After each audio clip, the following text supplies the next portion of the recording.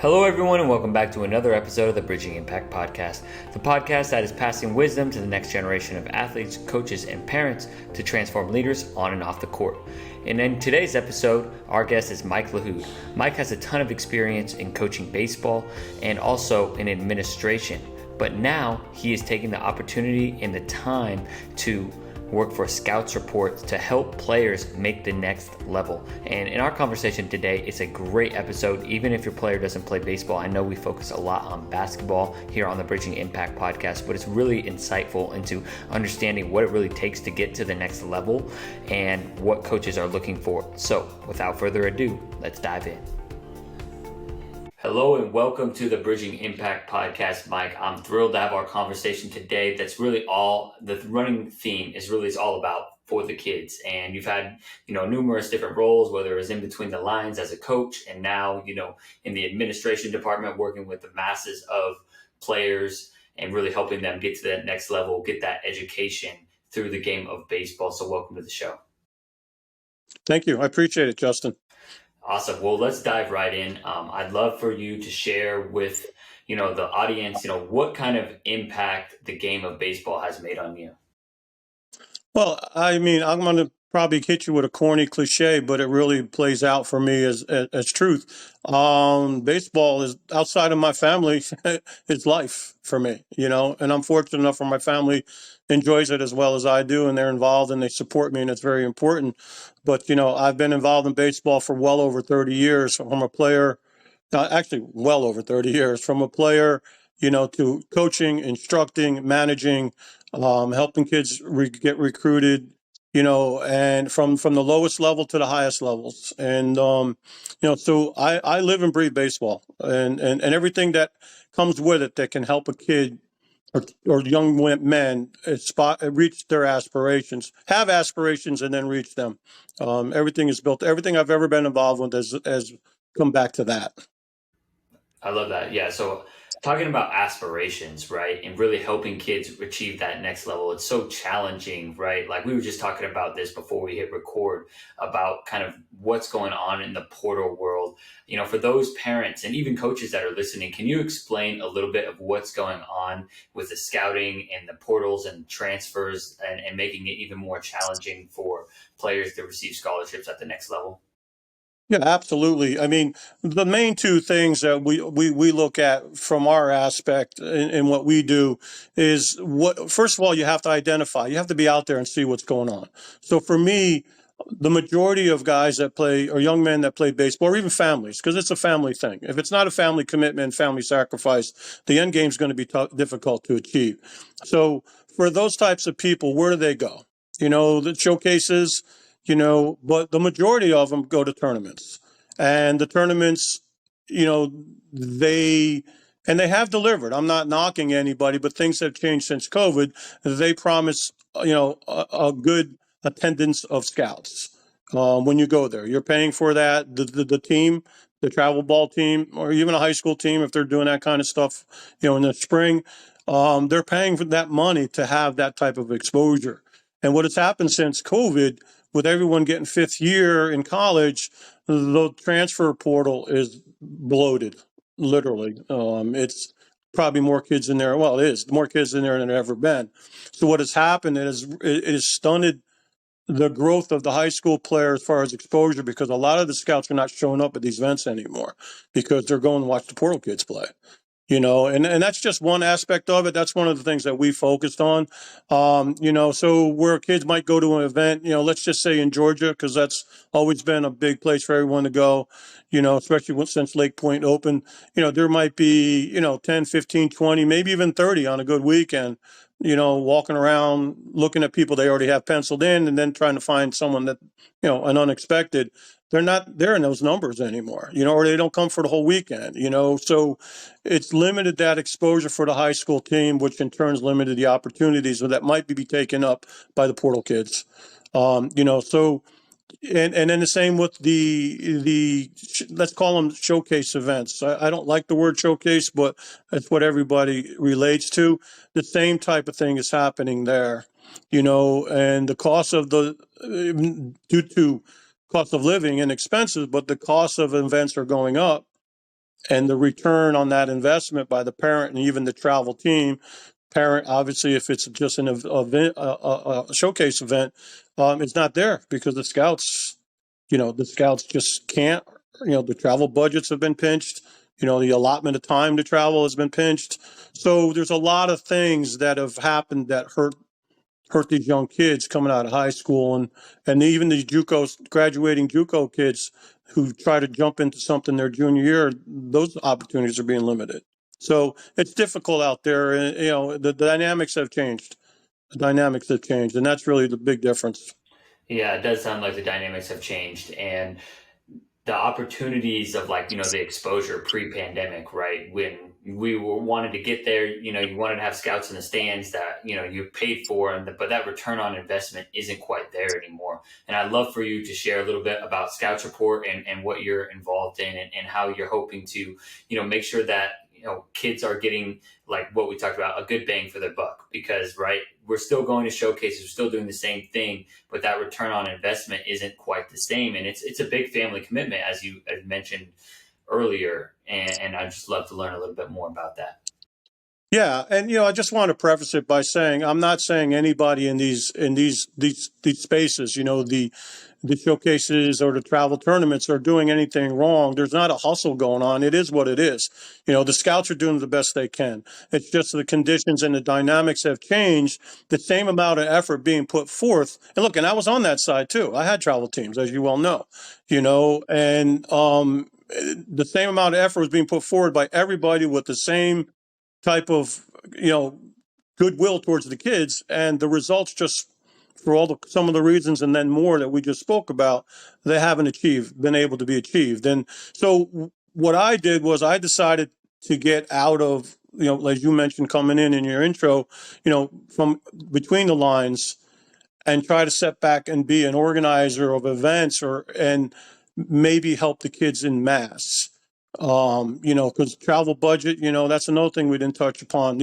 Even if the scouts were there, and in some tournaments they are, I'm not saying they're not, but the cost to travel, some of these kids, especially the prospects, there's a lot of late bloomers out there that can eventually become a prospect, but the kids that are on the radar now, to be able to go at 8 different events, let's just say, well, I know you're on the West Coast, but we'll say coast, up and down the coast, and then for you, maybe into Arizona, us, maybe into Alabama and Georgia, maybe even Texas for both of us. It's tough for families, the gas, and you know what I'm talking about. So we're trying to do the thing that you just said. We're trying to make it where it's more affordable and they still get somewhere close or even equal to the exposure they got before. So that's how Scouts Report was born. It literally was just born 3 months ago with a gentleman that I know and respect, who's a big time travel ball guy, but more importantly, he's big in youth. The kids come first for him as well, out of Georgia. His name is Roger Wilkinson, and he has 3 or 4 different entities where he helps children or young men achieve those goals of playing ball in school. And, like for me, I told you before, it's about it. For me, I want to get the kids in education. Baseball happens to be the vehicle, and whatever happens there for them, they go on to play bigger and better things. God bless them. But, I want to help the parents out, pay for these kids to get an education, and then play baseball and see what happens, And so that's what we did. So what we do now, our main focus of Scouts Report is to create events regionally. So you don't have to come and see us 4 or 5 times a year. You come to one of our regional events, and through the type of programming that we have, it's basically going to be like something kids can relate to, because everybody watches on the NFL Network when the combines come out. All right, it's the baseball equivalency of a combine, with not so much of the individual exercises, but the 60-yard dash, maybe some shuttle runs, of course, in the field, fielding, running, in the cage, pitchers, catchers, all those things, and they're all going to be live streamed, every little aspect of it, doing interviews along the way, and we're going to make it fun for them. Number one, it's going to be less than most of the places, most of the showcases. They're going to be played at stadiums, recognizable stadiums, whenever we can. Right now, we've got 5 on the docket that are at stadiums, and They're going to be live streamed. We're going to have major league scouts only putting numbers on these kids, and it's a point system that we've come up with.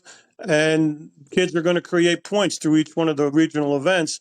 And at the end of the year, the kids with the highest points are going to be invited back for a national event to be played in front of more scouts. And like I said, the scouts will be college and pro. And the ones that can't make it, they'll be able to watch it on the live stream. And when the kids get up to bat or they're on the screen, we'll have everything that the scouts want to see measurable wise. They'll see their grade, their GPA, their SATs, their 60 dash, their pop times if they're a catcher, all those types of measurables that give a scout an insight to whether they want to put this kid on their radar. So, so that's pretty much what we're doing. We're going to make it fun for the fans. They can pick fantasy teams and win points and things like that. So we're trying to keep everybody interested and involved. And at the same token, you don't have to travel 8 weekends every summer and maybe another 6 in the fall if you can't. If you want to do that, that's great. You might get where you want to go as well, and we support that. But we feel this is a way to do it with a better return on your investment, dollar for dollar. And it's going to be fun. Yeah, no, it's going to be fun. That does sound like fun. It sounds like, trying to get everyone involved and engaged, right? You're talking about like kind of making it a little bit of like a, with the fantasy points and making sure that their stats are up there, but not just, exit velo and right and miles per hour that you can pitch. It's also, GPA and, some of these like intangible things. And for those that, the parents and even probably some of the coaches that are listening across sports, like what advice do you give them when, when they want to help their athletes, specifically try to reach that next level? What should they be looking for in opportunities to grow and hit that next level? Are you talking about scouts or families? I'm sorry, I missed that part. Talking about, for families. Families. Yeah. But the main thing, and this is the difficult part, all right? And I don't say this to be insulting because I'm a dad too. Okay. So everyone thinks their kid is the next Derek Jeter, and as well they should. But there comes a time when if you have the goals or you aspire, and your son does too, not just you, but your son or daughter, does too, has the aspirations to play ball in college, and possibly, if that sport allows it, we're talking about baseball, so it does, to maybe go on to sign a pro contract somewhere. The reality has to be at the forefront of everything. So you need to get an evaluation done by someone you trust, whether it be a scout, a coach, an instructor, that will tell you where, at least at that point where you get this done, they think your son projects. Scouting is all done on a projection, right? I come watch you play today. I've got to look at your mindset, your physical capabilities, what type of teammate you are. But I need to project that to 4 years, 3 years, 2 years from now when you're going to come play for me. So body is a big thing. So that's the next thing I was going to say. Physicality is a real thing, and it is a real thing in baseball as well. When you get in that 13, 14-year-old age, wherever you're comfortable letting your son get in a weight room, they need to get in a weight room. A scout told me a while back, that these kids have to prepare themselves for what they're about to put their body through, and that you're a sports guy, right? When they get to college, they're not playing 25, 30 games a year. They're playing twice that. And they have to prepare the body, so arm care has become a big thing, and I'm so for it. So that's the second thing. The third thing, which maybe should, and none of these aren't even in particular order, because the next one, a lot of people will say should be first, and I might be one of them, have to get their grades up, right? If you want to get some money to help you go to school, if you need that, it doesn't matter how good you are. If you don't have the grades, you don't get on the field or the court. So grades are a big thing. You got to work. There's a lot of sacrifice. There's a lot of commitment. You're going to miss things, that maybe the ordinary, I don't want to say ordinary, but the non-athletic kids, that sounds like an insult too. The kids who choose not to play sports don't have. They have their own types of sacrifice and commitment, but this is a commitment, and you have to work. There's another saying that scouts say, you become a prospect by what you do when nobody's looking. And that's so true. If you're only picking up a bat and a ball when you have a team event, whether it be a practice or a tournament, you're falling behind because there's so many kids baseball wise now. I'm sure it's all sports nationally that want the same spots at these colleges that you want. So if you're not getting better, you're literally falling behind due to the fact that everyone's passing you out. So, and then the next thing, which is very, very, very important, is you have to realize it's all about fit. For the player, it's all about fit. For the college, it's all about need, right? You might be, well, I'm not going to exaggerate too much because I'll take you anyways, but you might be a top 20, 25 catcher, second baseman, shortstop. But if that school doesn't need your position, the chances are they might not come after you. And if they do, they're not going to offer you what you probably could get at a school that needs you. So need is big for the college. Fit is big for the player. And what I mean by fit, it's not just baseball. All right. You have to make your visits. You're allotted visits. You have to take these visits, unofficial and official, if you get invited for official. Is it a good fit for you academically? Number one. Is it a good fit for you socially? If you're a kid that likes to go, wander around in a big city, go shopping or go eat at nice burger joints or whatever in restaurants, then don't go to West Virginia University. Not a knock to West Virginia, but it's located out in the country, right? And vice versa. So socially, the type of people that go there. And then third is baseball. All those things have to be a good fit for you. And once you get a hold of some of that, you're on the right path. And then exposure is the final thing. You have to make good selections, good choices as a family, for your child and for your family to get exposure. And that's some of the things that we already spoke about. Travel ball, tournaments, high school. I mean, they're very limited how many times they can watch play high school. A lot of people don't realize that. D1. A lot of these things we're talking about are D1 and some D2s. D3s, pretty much have carte blanche for the most part, and so does JUCO. And of course, there's always NAIA for the player who's not accomplishing what they want, but they still want to play ball in college. Don't laugh at JUCO for sure, and don't disregard NAIA. There's a seat for every butt, my dad used to say, and selection of college fits that. So once you have all those things in order, you have a real good opportunity to make an educated decision, because that's what you want. And right? Yeah, you want to make that educated decision where you're able to, look. And I think that's an interesting point. We're talking about that fit versus need, right? Like you may fit, somewhere baseball wise, but like you said, maybe out in the country, you're a city person, and that may just not be a fit where you're going to thrive because, as an athlete, right? It's a whole holistic picture. It's not just the field. It's not just the court, right? Baseball players are humans, right? At the end of the day. And you talked about the importance of it, understanding the commitment that it is, right? Like not necessarily that other athletes, they may be super academic, but it is a commitment. And the games, all of our games are becoming international, right? You got kids in countries all over the world that want those spots. And so like there's more competition than ever. And like we talked about earlier about the transfer portals, right? Things are just a lot more blocked. And so understanding and having that reality, right? Like that you talked about at the beginning is really just kind of where you have to start. And, it's obviously it's a challenging process, right? You have to, make sure that you are committed to it. But, for the athletes, like what intangible skills, across all sports do, coaches and scouts look for? Well, physicality is right off the bat, right? I mean, your body is your billboard. I've had scouts speak to me on several occasions over the years about one of my players or someone who might be at an event that I was at and say, hey, I really like this Justin guy, but he looks a little overweight. Is he lazy?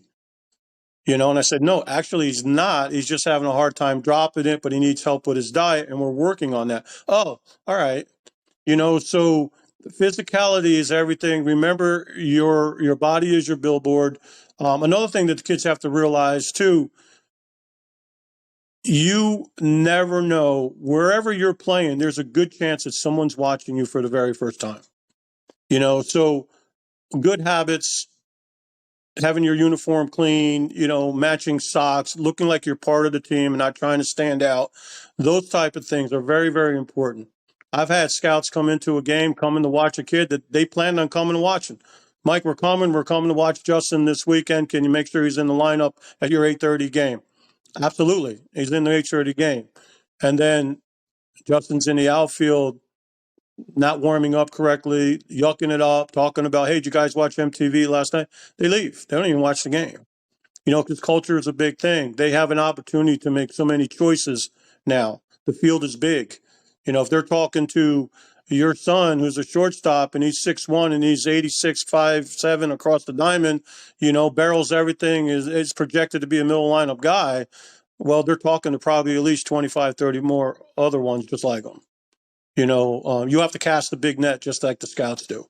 But back to the physical part, arm care. Make sure you take care of your arm, take care of your body, make sure you have an idea about nutrition, and bring a lot of energy at any event. Anytime you step between the lines, bring an energy and a good attitude. There's a sayings. I think it was Jimmy Johnson. I think it was him back in the Dallas days. I remember reading it. He used to say, A plus E equals P. Attitude plus energy equals performance. And it's true. And me doing this a long time, even before I heard that, I tell my kids first day of practice, I don't coach energy. If you can't bring that on your own, you've got a problem. So be fit, look physical, play the part, work on your game, but the important part, and here's the other side that they look at just as important as the physical, and not enough people talk about it, is the mental side. When you get to a certain point and you're 16 years old, 17 years old, and let's just say the scouts are out and about, and they will be, this all will pass the way things are right now. But you only have one chance to make a first impression with these guys. And it's very, very, very, very important to do that.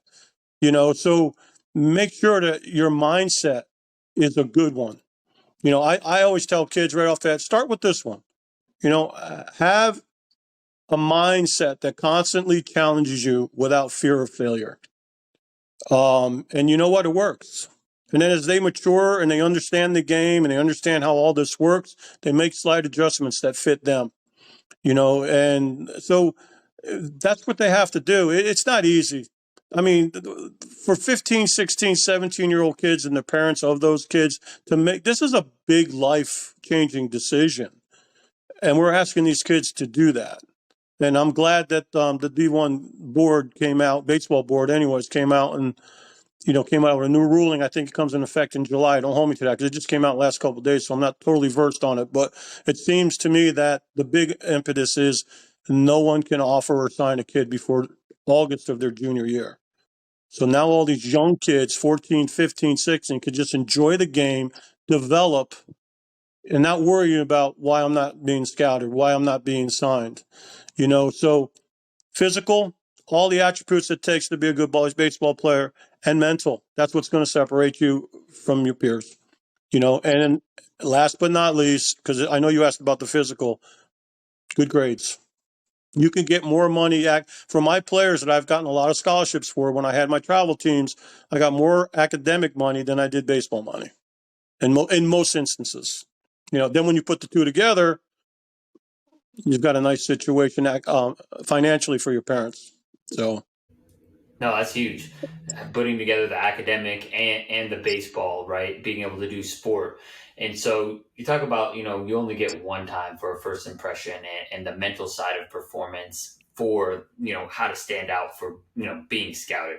I'm curious, you talked about this rule right now. Like when should parents and even coaches like myself, right? Like I'm working with like freshman and sophomore athletes, that have aspirations, right? To continue playing, college basketball and beyond. At what age should players start looking to get recruited and go to that next level? Slash, like what you just talked about, which I even coach little 10Us, right? That want to focus on development because development, right? You can't get to the next level if you're not developing the proper skills. That's right. It's all about development, and people like to talk all about, social media can be really good, but it can be very discouraging at sometimes too, and it's important to develop yourself in a way where you're hitting all the bases that are important to you and what you want to aspire to be, so what you want to do is always, I always say somewhere around 16, but definitely by your junior year, you should have your field narrowed down to 6, 7 colleges that you feel fit your needs, as we spoke before, academically, baseball wise and socially. Um, but even prior to that, and I know I talked about how it's difficult for these guys to get out there right now, but they're still coming. Start narrowing it down a little bit earlier. Ask and invite, write a letter to them, introduce yourself, go on, tell them a little bit about yourself and show them your high school schedule, send them your travel schedule. And then when that week comes out and you've got a tournament and so, let's just say Georgia for our conversation's sake, send them your schedule, invite them out, come watch you play. Get on their websites and fill out their questionnaires, get in their database. It's very important, so they know who you are. You're not a total stranger. And then those are the types of camps you really want to go to, aside maybe a key good ROI, as we spoke before, event for exposure, a showcase, if you will. But go to the schools that you are interested in or are showing interest in you. Those are the camps you really want to focus on going, because you've got a captive audience before you get there, because they're expecting you. Either you invited yourself and they said, yeah, come, or they invited you because they saw you somewhere and they want you to come to their camps. So those are some key things. But the main thing is you have to do work. It's not you get on a great travel team, and there's a lot of them out there, and people always ask me, I'll get off on a little bit of a tangent, because people ask me just early as late as this morning, how do I know a good travel program? Because I want to do travel. Well, first of all, you have to ask questions. You know what you're looking for, you know what you want, and hopefully by now you know your son's capabilities. All right. So whatever the answers to those questions are, that's how you decide where you want to go. Just like anything else in life. Before you go to a restaurant, you probably go online and look at the menu and see if it's got something there that you want to eat, right? Same thing. And it's important to do that. Um, but you have to know what's going on. You have to play a role in your own exposure. And another thing, don't get turned away unless you don't have confidence in your kid. It might tell you right off the bat he's not where you might think he's going to be. Let's just say a D1 prospect for conversation. Don't be afraid. Be excited if someone says we're not a pay for play program, we're a perform to play program. Because that's what you want. When you go to college, everybody doesn't play. Top 10 get on the field. Sometimes the top 9 get on the field. And in your case, top 5 get on the court. Right. So, you want perform to play. Here's my thing. If everybody knew they were going to play, what's their motivation to get better? And I've experienced it, it basically, and then it comes down to, what do you do when nobody's looking? Tell me what you did last week to make yourself better that didn't involve our team. And you get a lot of dead silence. So it's real important to understand the type of program that you want to be, and then search one out that you think fits for you. If little Johnny just wants to play with his friends and doesn't really, not motivated, at least yet, doesn't have a passion for the game yet, let him play on a local travel team. Those coaches do a great job too. They give the kids an opportunity to play, but they're not taking you to the big tournament. Well, at least they shouldn't be. Some do. But we're not going to get into them because I'm not going to say anything negative about anybody. But, you have to know what's going on and make decisions from information. Educate yourself. Educate yourself. Yeah, that's a Yeah. good point. Yeah, you have to look at some of these travel ball teams, just like you're looking at a menu and making sure that menu, like if I am in the mood for some Chinese food, then I'm not going to go look at the menu for Denny's, right? And try and go there, right? You got to know kind of, and I think that's a really interesting point. And I also want to talk about the point that you kind of helped me kind of connect something just as a coach, right? The perform to play model, and just Yeah. like really helping them, because I can share something real quick about an athlete that I put on the practice squad, right? And then he started busting his butt in practice and kind of beating players up. And I was like, what in the world is going on? So I activate him, and he ends up, in basketball he play about 9. That's like typically the rotation, and he ends up kind of being like that 7-8 guy, that defensive guy, that because he busted his butt, he performed to play. And I think that's, at the end of the day, like a lot of what we're kind of talking about is really what's going to set yourself up, right? You have to take initiative, right? Send those emails, fill out those databases. Like if you really want something, and I think those are the skills that I try and teach so that way they can have them when they graduate. And that's what I've learned here, like, oh, I'm reaching out to Mike so I can learn, have him on the show, and, always, asking and reaching out. And, in our kind of like the last 8th, 9th inning of our episode today, I'd just love for you to, share a little bit about what do you really hope these athletes get from this experience that they can carry with them later in life once they, hang up their cleats.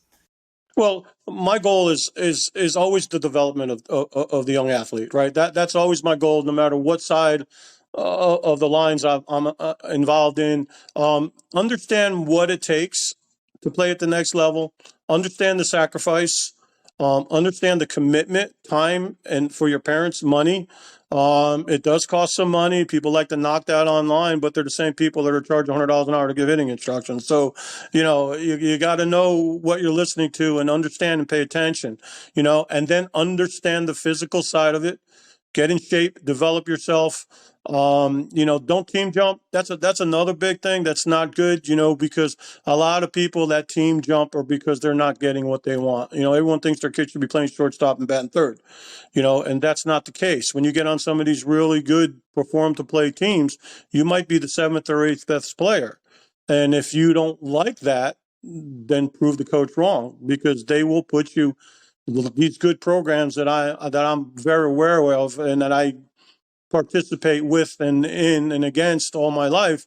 They're there for the kids, and they're tough on you. That's what you want. I tell my kids, if you don't like me because I'm tough on you, wait till you play for someone who doesn't care. And there's truth in that. I only get hard on the kids I think have a shot. I don't pick and choose. I don't have favorites. My favorites are the ones that play hard and earn their spot. No matter who you are, what you are, where you come from, what soda you drink, it doesn't matter. It's all about development. And development, unfortunately, there's a lot of complacency out there because of entitlement. Everyone gets a trophy. You've heard all the terms.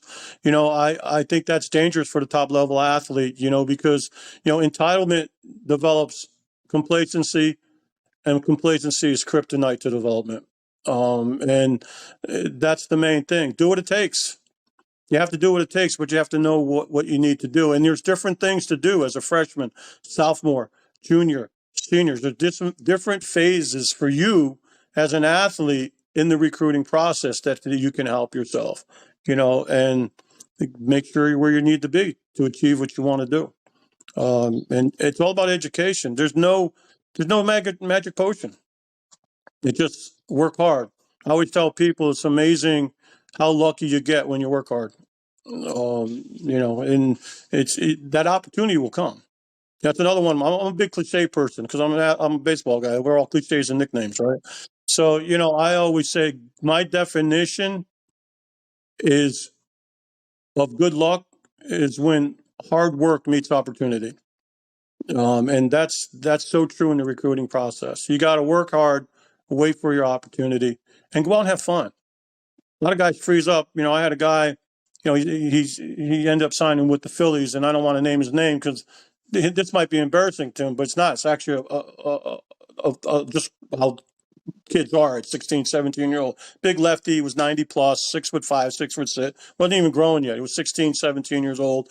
All these head coaches were coming to watch him play. And then one day we're in a tournament that was pretty centrally located in the Northeast. And a lot of the schools that he wanted to go or were interested were in that area. So I had 7 head coaches come and watch him pitch. Dude, he couldn't throw a strike. I mean, he couldn't throw a strike. But you know what? They don't care. They're not looking for results. They're looking for projection. Because they understand you're nervous. Go out and have fun. Let your God-given abilities take over. and show you know the game. Learn the game. If you don't watch TV and you don't watch baseball, it's going to be very difficult to develop mentally as far as the IQ part of sports on the field. And nowadays, athletes are bigger, faster, stronger. The games, even baseball, slow-paced game, right? It's played at a much more aggressive pace. They throw harder, they run faster. So you don't have, back in the day, you used to look cool, catch a ground ball, third base, shortstop, pat the glove, throw it across the diamond. You do that now, and they're beating out the throw. Things like that. You have to play at the pace. Bring the energy, bring the attitude. So it's a lot of things, but it's doable. It's definitely doable, but you got to want it. Don't fall in love. And a lot of these things I'm going to say right now have to do with the parents. Parents should just sit back and enjoy it. Don't live, through your children. Let them make their choices. You support them, good or bad, and just root them on. Let them go out there and play the game. Let them go out there and play the game. Don't worry about, parents like to post and boast, right? They want to get their kid recruited as early as they can so they can post it and boast it, and they want the damn brain, right? They want to go to North Carolina. They want to, no, that might not be the right route for your son. Let them play, have fun, let your God-given ability take over, learn from your mistakes. There's no such thing as winning and losing when you look at it that way, right? There's winning and there's learning. And that's the right aspect to bring to a game. And that's what scouts want to see. They don't expect, you can strike out 3 times, and the guy after you can hit 2 home runs, but your mechanics are so much more solid. They're going to recruit you because it projects to the next level. The guy with the long loopy swing that happened to hit an 82-mile-an-hour fastball over the fence is not going to make it to the next level when they're throwing 92 for warm-ups. But the kid who struck out and was right on the ball, maybe his timing was off a little bit, but his mechanics were tight. That's the kid they're going to look at, so there's no failure there as long as you're doing the best you can. The fear of failure is a big thing with a lot of young athletes. And unfortunately, a lot of it comes from that. They're afraid of that car ride home, and I hate to say that, but it's honest. It's honest. That's a great place to leave off. I think just like, you got to earn it, right? At the end of the day, you got to earn it, right? You're not going to be entitled that next spot, and just kind of put your head down, put the work in, and create your own luck, like you say. And so, where can people find and connect with you and learn more about Scouts Report if they're interested? The best thing right now, I'm on social media, and don't ask me to give you my handles because I have no idea what they are. But I'm on Twitter and Facebook mostly, and of course that goes to Instagram and scoutsreport.com, scouts with a Z though, not an S. So it's SCOTZ report.com. So that's the best way of reaching me. And then all our events are on there. We have got 5 events already set up, regionally. We're working on more, and all that's on there. The itinerary for what we do at an event, you'll see how encompassing it is, all the things that you get that maybe you're not getting at other events. They're not pitcher centric. They're all players get the equal exposure and look, and anything else that's on there. And then if not, you look over at About Us, and my phone number's down there. Just give me a call. Perfect. Yeah, I appreciate your time so much today, Mike. I learned a lot. I got a full page of notes, got a lot of little clips. So that's great. I enjoyed myself. Awesome. I enjoyed myself, and thank you for having me on. I appreciate it. Thank you for listening to this episode of the Bridging Impact Podcast. We'd love it if you would like, subscribe, leave a comment and a review on whatever platform you're on. It's the best way to help us grow. We appreciate you for doing that. We'll shout you out on social media. I'd also love if you connected with me on social media. Let me know your thoughts. And this is why I do it. I want to share knowledge and wisdom from experienced leaders to people like yourself and myself, so we can have this dialogue and move forward, make an impact on the world. So stay tuned, stay subscribed. Cheers.